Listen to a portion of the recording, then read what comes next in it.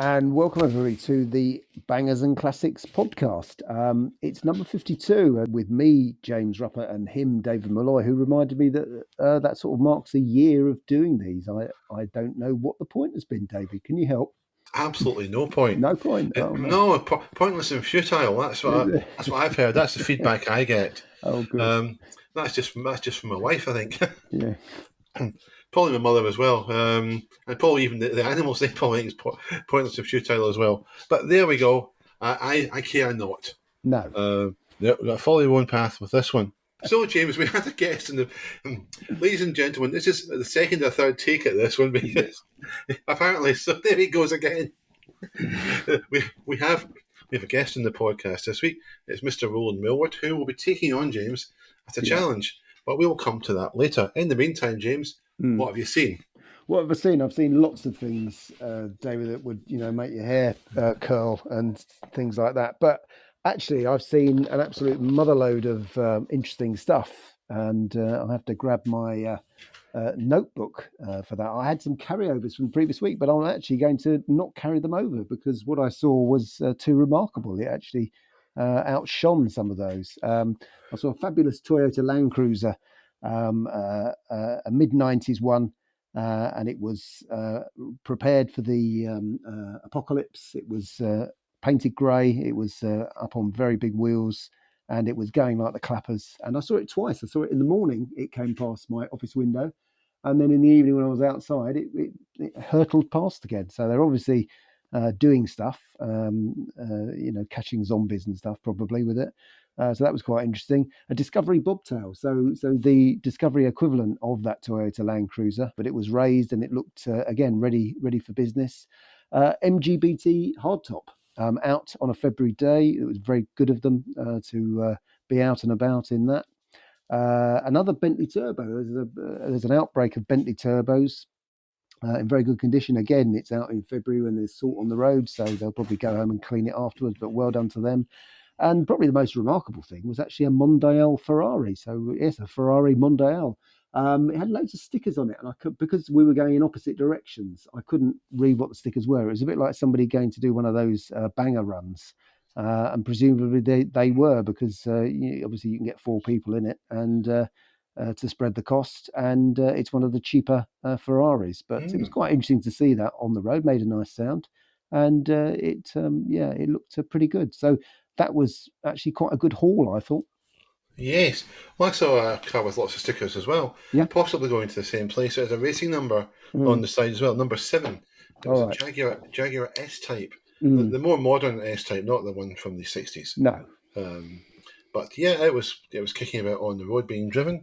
I also saw, and you'll like this because this is right up your alley, good. an E30, a BMW E30. Fantastic. In Cinnabar Red. Couldn't tell you what model it was. It had a factory rear wing on it.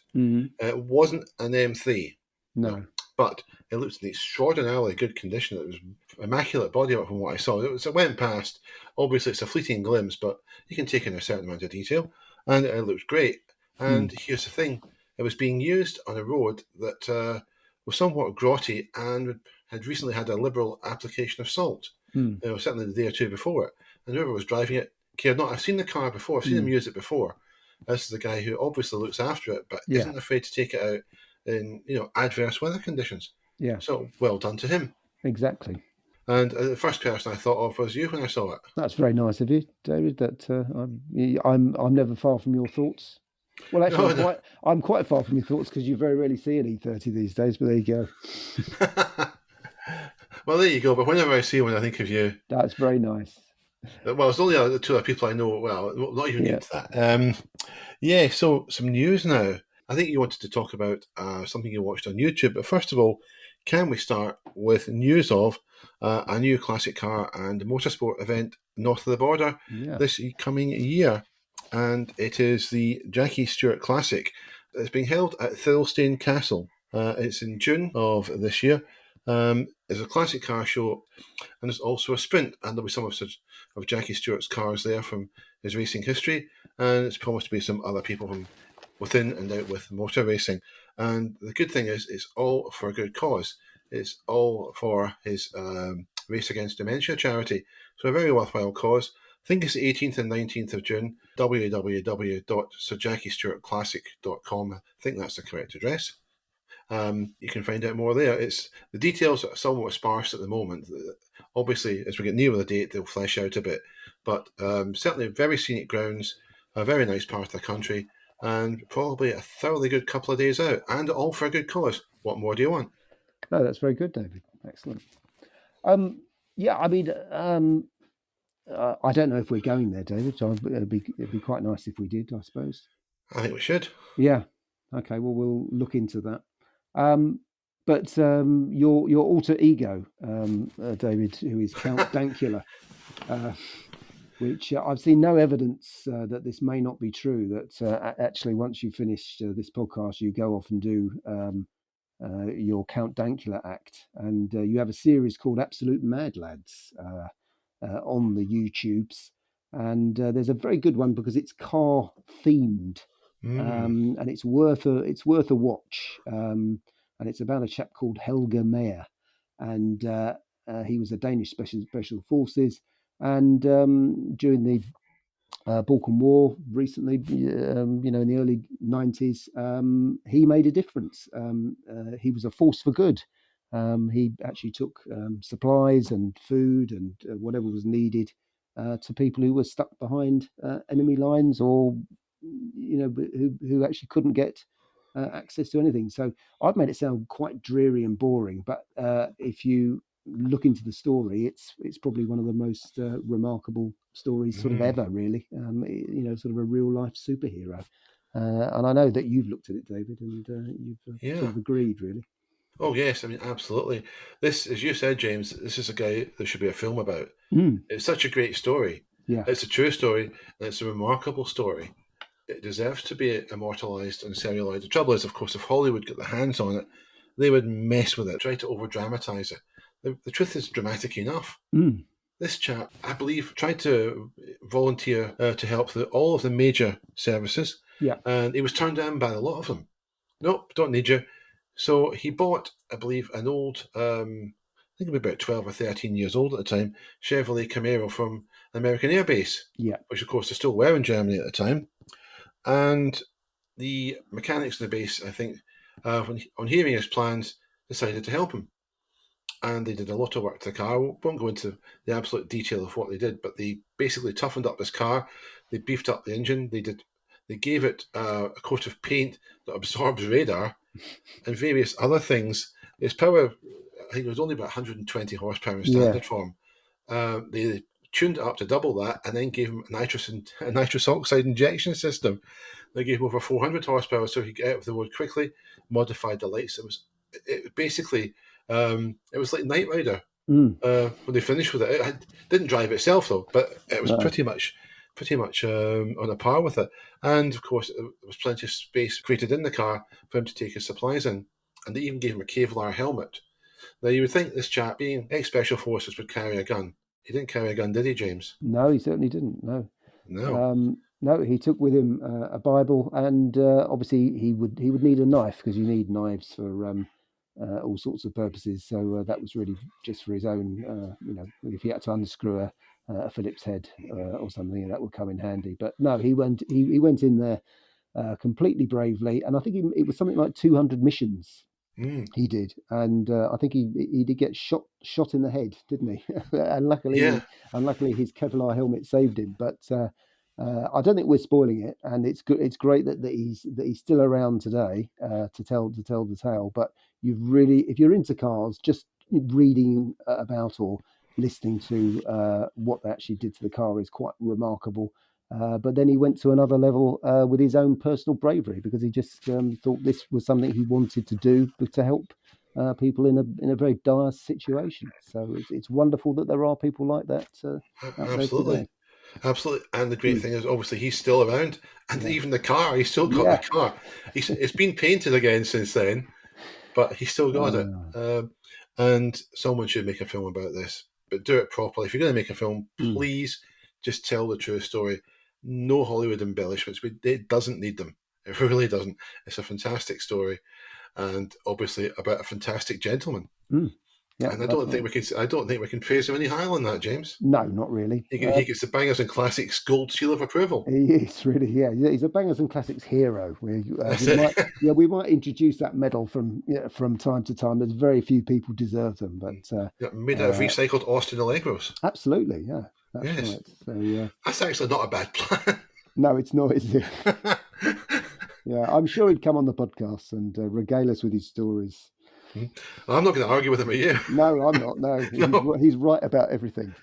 Yeah, that's it. Right, he can just run the show. That's it. Yeah. Anyway, on that somewhat dramatic note, we'll take a quick break. You're listening to the first anniversary episode of the Bangers and Classics podcast. We had hoped to bring you some extravagant and very expensive surprises, but unfortunately, James spent all the money. He donated it to the retirement home for former Hammer horror actresses, which I'm sure you'll agree is a very good cause. And we're back after that little break, and we're going to kick off this segment of the show with the first anniversary banger or classic. Going to sunny France for this one, with a car that came in the late 70s and hung around, certainly in Europe, until the second half of the 80s, and that car is the Renault 18. What are your memories of it, James? What do you think of it? It's a banger, David. I mean, really, I can't. When that suggestion came through, I just thought, well, yeah, I can't get my enthusiasm levels up for a Renault 18. I thought it was an extremely dull car. I did come across them at the time, and I didn't think they were great. I know that the turbo looks slightly interesting, but on the whole, it's just I didn't. I just thought it was a very ordinary French saloon, which it was, wasn't it? It was a French saloon, and that's it really. Well, there's a bit more to it than that, I suppose. Am I wrong? Well, we'll have to find out, won't we? Yeah. It really essentially was an updated Renault 12, wasn't it? It was a new body and a Renault 12 platform. Essentially, that's what it was. But Renault marketed it as their first ever world car. And if I remember correctly, the advertising blurb went something along the lines of meets international requirements. It's not exactly an inspirational slogan. However, it sold well. Yeah, it sold very well indeed. I think in its first year in sale in the UK, they sold more than 30,000 of them here, which for an imported car back then, an imported French car particularly, was jolly good. It was offered as a 3-box, so it's a saloon. Yeah.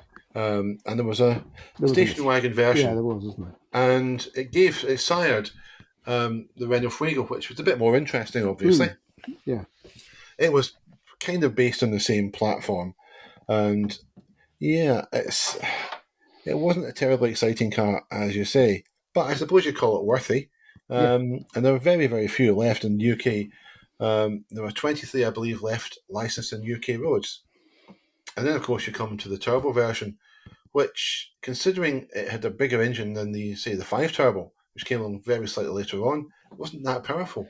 It had the 1565cc engine, and the later 5 turbo, I think, with the 1397cc engine, actually produced more power.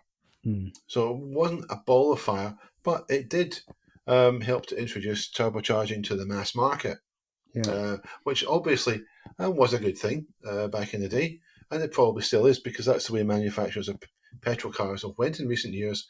They've reduced the displacement of engines, producing smaller engines with a turbocharger to give the same power but with lower emissions. Until, of course, certain people decided that we have to get rid of petrol cars, boo hiss, etc. So yeah, what would I think of the 18? Is it a classic? Well, no, but the significance certainly of the turbo model, and I suppose the fact it gave rise to the Fuego, pushes me more towards that than it being purely a banger. So if I had to choose between the two, I'd say it's in the classic camp rather than the banger camp. I'm not convinced that it's a copper bottom classic though, but I'd say more of a classic than a banger. That's probably as far as I can go with it. Well, that's a very fair assessment, but yeah, I mean, it is just the fact that no one's seen one for such a long time. And as you said, there's only 23 left. It's not Yeah. surprising. Yeah, but there's lots of good cars, James, that, that there were very few left of, that just time forgot. Yeah. And particularly cars from the 80s and 90s, they never attracted the same following as, say, cars from through the 60s into, say, the mid 70s. There's a bigger following there. Certainly there was until recently for cars from the later period of the 80s and 90s. Not really sure why. Possibly because later cars became more sophisticated and therefore harder to maintain at home. Maybe more expensive to maintain. Possibly it. Possibly nostalgia ain't what it used to be. No, that's right. I think we can have a debate on that at some point about how relevant cars are to people because they remember them. Because their dad had one or something. But otherwise, I don't know. I don't know whether people are looking at cars in the same way that we do because there's probably something wrong with us. But there you go. No small thing, probably. Yeah. So in this week's podcast, we have a guest. It's Roland Millward, and Roland's going to tell us all about his own YouTube channel as well. But first of all, there's a challenge. And Roland is doing the challenge this week, not me. He's taking on James Ruppert. So this should be fun. And guess who gets to be judge? The challenge is find a 1980s Italian saloon for less than £10,000 and it cannot be red. And I think we'll hear what Roland's done first. Do you want to tell us, Roland, what you found? Well, as I expected, finding a 1980s Italian car in good condition or any condition in the UK is slightly difficult due to the fact they used to arrive with rust, many of them, I think. They used to be part of the factory concept, wasn't it? So I thought, well, let's blow the Bangers and Classics budget and let's go to Italy. There's bound to be a few in Italy. So I hope you don't mind, but it may, scupper plans to spend lots of money on EVs and things in the future. But, and there are quite, not unsurprisingly, quite a few nice cars in Italy for sale that aren't red. Alfa Romeos, Lancias, Fiats, and so forth. And I'm almost tempted to go out and bring one back. But I don't think you're paying for this one. This is just theoretical, I believe, isn't it, gentlemen? Alas, yes. Yes, alas, yes. So, saloon. Now, would we count Alfa Romeo Alfetta as a saloon? It's kind of a hatchbacky type style. Would we count that? We'll have that, yeah. We'll have that one. Roland, we break the rules all the time. We break the rules. Well, I could come up with a Lancia Thema, 1986, 2-litre turbo, 167 brake horsepower, nice grey colour, with a beautiful, of its time, beige interior. That's done 146,000 kilometres for €4,500, so probably about £3,000. It's quite good. But I was rather struck for, if you like, classic car future purposes, the Alfa Romeo Alfetta 2-litre, 132 brake horsepower in blue, with a beige/brown interior. 76,237 kilometres. It looks as sound as a pound underneath it. €7,850, which I think is about £6,300. Excellent condition. It's not a restored, it's as is model. And I thought, well, for that kind of money, for that kind of car, it's not bad going. I don't know what you think, guys. No, that's good.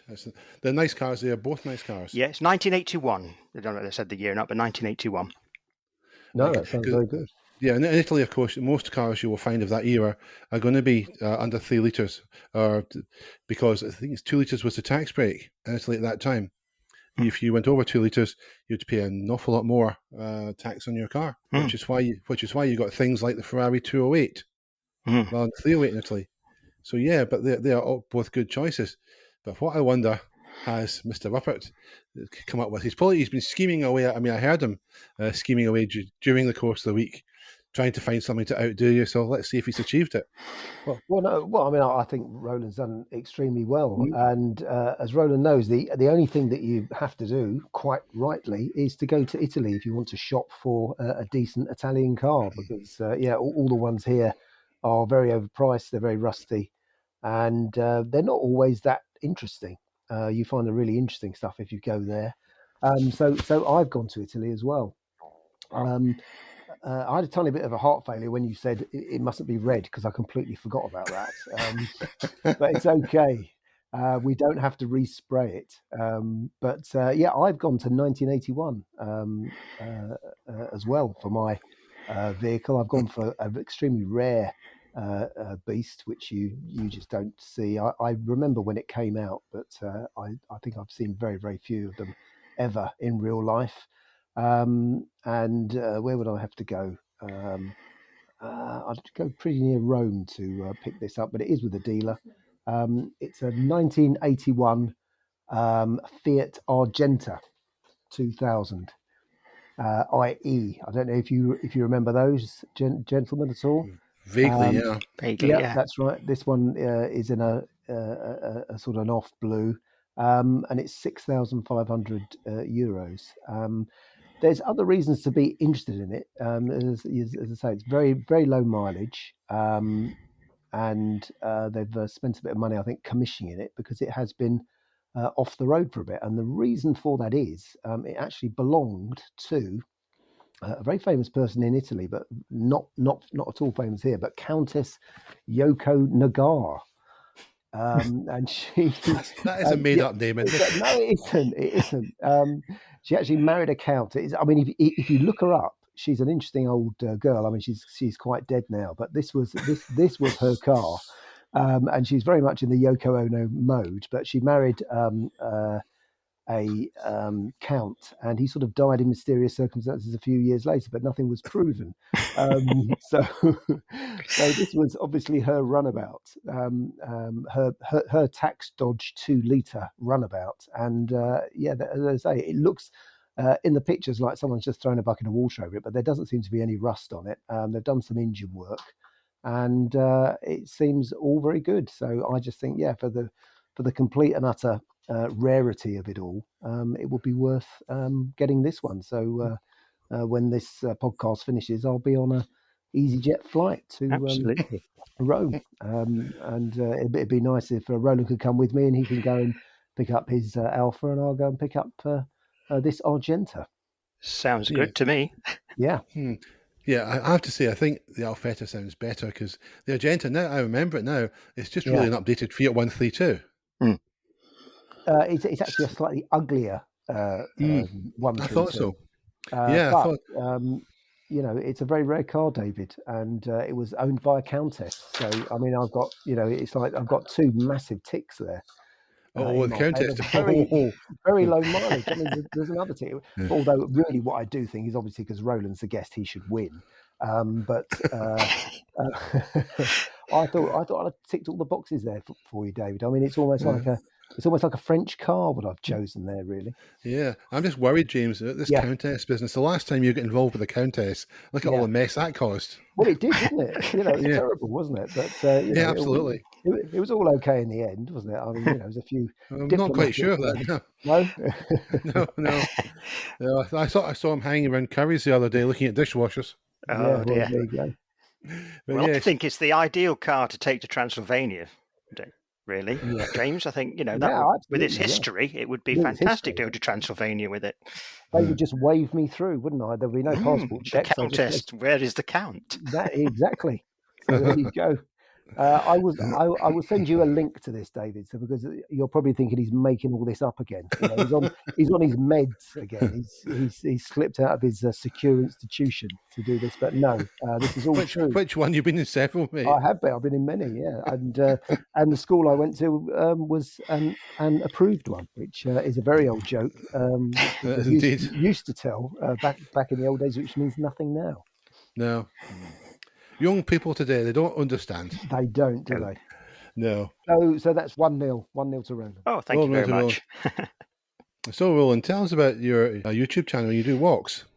Yes, it's called Roland's Travels. I'll be retiring in September, at the end of September. So I set up a YouTube channel to really have an interest and to just explain what I see, where I go, that sort of thing. So started it off. So a lot of it is walks at the moment. So covering fairly well where I live in Wiltshire. We've got lots to see around Wiltshire, lots of beautiful villages, and of course you've got Stonehenge and all the other sites around here. So I've been filming, got more filming to do, trying to find interesting places that people haven't visited or would like to visit but can't. And, people all around the world tend to like to watch pictures of England as well and its beauty. And when I can finally get up there, David, Scotland as well. It's a place I haven't been yet, so that is on my list to do. And to really show people and look at the history of places, not just show people what you see, but a little bit of history about some of the buildings, that kind of thing. And maybe getting some of if I get permission, getting some of the museums and a few bits of footage in there as well. So it's just something I do. There'll be a few car shows coming up as well. I shall tag those on when I visit those, and other activities that take place in the summer, and really just give people a taste of what there is, and they can enjoy it. It's great that you're doing that, going out and telling stories about the area you live in, because, as I say, everywhere's got interesting history. It's all around us. There is, and everywhere you go, and obviously in school they tend to concentrate on the kings and the queens and the major battles and that kind of thing. But I like what did everyday people do? Who was born here? What did they do? How did they survive? Industrial heritage, that kind of thing that has led to the industry we've got today, the forerunners of it. So all of that fascinates me, and I'm trying to bring that into the videos that I make. Great. Well, hopefully we'll drive some viewers to your channel, because it's a very interesting project. I was shocked to hear that Roland is retiring, because Roland sounds as though he's about 23 to me. He doesn't sound as though he's retirement age at all. No, I am actually 65 and I have to work the extra year. Thank you. The previous. Really? Yes. Oh, yes. no. Yes. That's terrible. It is. Oh, yes, but never mind. Don't want to wish my life away, but I am looking forward to doing a few extra things. Absolutely. Well, you deserve it. Thank you, sir. Absolutely. Thanks to Roland for appearing, and congratulations on winning the challenge against James. So it was a foregone conclusion, given that I'm the judge and jury. Well, it would be, wouldn't it, David? There you go. It was, yes, that was it. That's it. Even if we didn't turn up, he was still winning it. Well, there you go. But there is something called workplace bullying, David. You know what I mean? That's yes. I may have to report you to somebody, but yes. I still haven't forgotten some of the jibes from you earlier on. Really? Oh, I don't know about that. Anyway, Roland is an awfully nice chap. He is, yes. So it was very, very nice to have him on. And thoroughly nice bloke. Yes, he's been very supportive of the podcast, and for that we thank him greatly. And on that note, we'll take another break. This is the Bangers and Classics podcast, presented by James Ruppert and David Malloy, who, let's face it, have been getting away with all sorts of rubbish for a year now. So we're moving into the last segment. We're going to take a trip into the danger zone, as if we're ever anywhere else, let's face it. This week's car that's in the danger zone is the Maxi. Took me a little while to find out how many were still licensed in the UK. The number is 215. That's all there are, from a total of about 486,000 that were built. Not all of them were sold in the UK, of course, but a significant majority would have been. So very much a car that is in peril. And launched, I believe, in 1969. Its claim to fame, I suppose, was that John Lennon crashed one that same year, put it into a ditch in the Scottish Highlands, and then had the car mounted, I believe, on a stand in his back garden. I think we mentioned that in the podcast before, though, James, didn't we? Yeah, we did, didn't we? Yeah. Yeah, but it's worth mentioning again, because it's quite a good story. Nobody was seriously hurt. Everybody survived, and except possibly the poor old Maxi. But it was powered by an E-Series engine, only ever available as a 5-door hatch. Somewhat challenging looks, and one of the reasons for that was they lumbered it with the doors of the larger Austin Land Crab, which wasn't the best idea, I have to say. They brought out a Maxi 2, which didn't actually look much different to the original, very late in the model's lifetime, just for the last year or so, which was kind of pointless, but that's what they did. And that's the story of the Maxi in a very small nutshell. James, can you think of any reason why people should rush out and buy a Maxi and save it from extinction? No. I think there's 214 too many, isn't there? They just put one in a museum and just go, yeah, don't bother making something like that again. So I mean, it was very good intentioned, but the execution, I think, is what let it down pretty completely. I came across an awful lot of them in the 70s and 80s. We never owned one, but I know lots of people who had them, and they were just universally awful.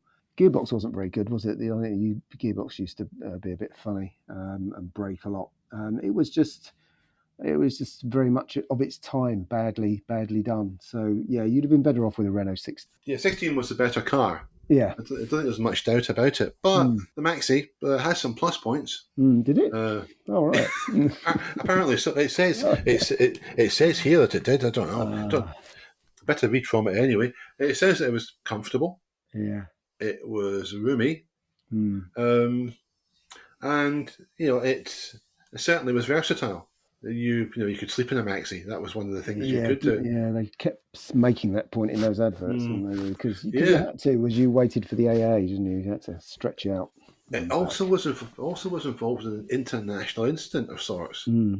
Apparently, a couple from East Germany sneaked through to the West, hidden in the boot of a Maxi. Well done. Yeah. I believe British Leyland commissioned some commercials for certain parts of the world using that story as a backdrop. Oh, right. Using that story as a basis. Yeah, that's what I've read anyway. I don't actually know it was true. I wasn't actually in East Germany at the time. I was probably munching on a Farley's Rusk or something like that back when this happened. But yeah, there were some good points about it. It wasn't very attractive, let's be honest. It was a pretty ugly car. It wasn't as reliable as it might have been. It was a typical British Leyland car of that era, if we're being absolutely blunt about it. But it did come from a time. It comes from a time when Britain built its own cars. So that's got to be a plus point. The flaws that it had, the mechanical flaws, largely will have been sorted out by now. You would expect if any survivors shouldn't really give so much problems. And of course, the car you can work on yourself, James. Let's never forget these things. No, that's true. A good home mechanic can work on it. And occasionally, I still see one about. There's one used to be seen around about Ayr during lockdown, a Harvest Gold one. And it was okay, not bad condition. There's another one, I think, locally as well. So there's a couple in sort of my area. I haven't seen them for a bit, so probably into hibernation for a little while. Yeah. But it was still a welcome. It was still nice to see them a pleasant enough sight. Yeah. I wouldn't say the Maxi is a classic. You couldn't call it that. The execution wasn't great, as you said. There was a car called the Aquila that was based on the Maxi. If you remember the prototype. Yeah. From 72 or 73. Now, the Maxi should have looked like that. An angular car, very futuristic for its time, much more agreeable styling. If it styled it like that, they would probably have sold a heck of a lot more of them. They'd probably have broken down just as frequently, unfortunately. But there we go. But still, you have to say, with 215 left, it's not a great deal, and it would be nice to see them preserved. Just from a personal point of view, never really aspired to owning one, never really wanted to own one, but I think they make a decent classic car for someone, and that's how I look at it. Yeah, fair enough, David. And you still think they're rubbish, too? Raise my enthusiasm this week after the Renault 18 and Austin Maxi. It's been a bit dreary for me, really. And I lost the challenge as well, David. It's just, pretty hang on. It's been a bad day. I'm just going to fetch the world's tiniest violin yet again. Yeah, that's it. It's very, very quiet, so you probably didn't hear that playing in the background. Why don't you pick the cars next week? No, that's a bit too much hard work, David. Far too much. You just can't please this man. No. That's it. Yeah, perhaps when you're rich and famous like James, you get minions doing all this for you.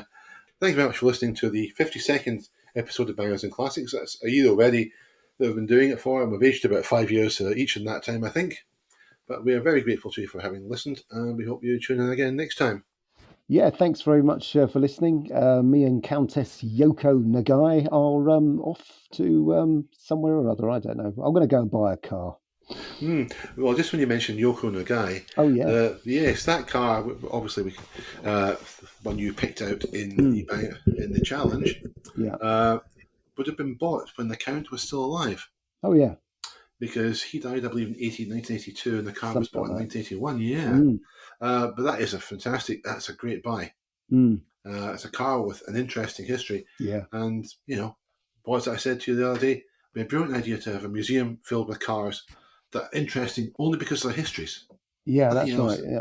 If it's interesting owners have been involved in interesting instance, whatever, that'd be like John Lennon's Maxi, which of course isn't around anymore, but that'd be a fantastic car to have. Well, we could make one up, one of those ones. I'm a great believer if we build the Bangers and Classics museum, they will come. What, the bailiffs? Probably. Probably. We can't charge for entry, but it'd be Well, good. It'd be a good play. It'd be a good rallying point for everybody who listens to the podcast. All three of them. we could charge it, what, 13 amps? Yeah, something like that. Yeah. On that note, cheerio. Cheerio, everybody.